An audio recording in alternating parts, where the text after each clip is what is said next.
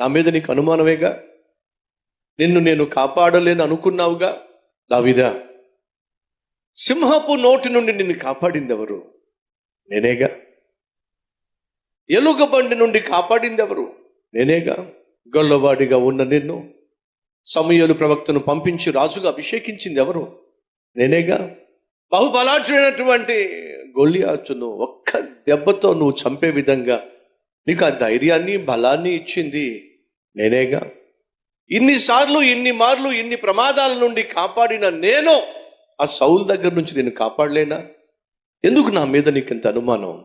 ఈరోజు దేవుడు నీతోనే మాట్లాడుతున్నాడు. సహోదరుడా, సహోదరి, గత కాలంలో నిన్ను కాపాడిన దేవుడు, గత కాలంలో నిన్ను సంరక్షించిన దేవుడు, గత కాలంలో నీ జీవితంలో ఎన్నో అద్భుతాలు చేసిన దేవుడు, ఆశ్చర్యకార్యాలు చేసిన దేవుడు, ఆపదల నుండి అపాయము నుండి తప్పించిన దేవుడు ఇప్పుడెందుకు తప్పించడు?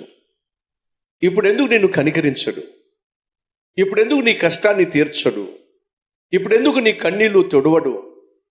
ఎందుకు నువ్వు భయపడుతున్నావు? ఎందుకు నువ్వు దిగులు పడుతున్నావు? ఎందుకు నీ మీద నీకే విరక్తి వచ్చేసింది? దేవుని మీద ఎందుకు నీకు అనుమానం వచ్చింది? ఒకసారి ఆలోచించు. దేవుని మీద అనుమానం వస్తే, దేవుని సన్నిధికి నువ్వు దూరం అయితే ఏం జరుగుతుందో తెలుసా?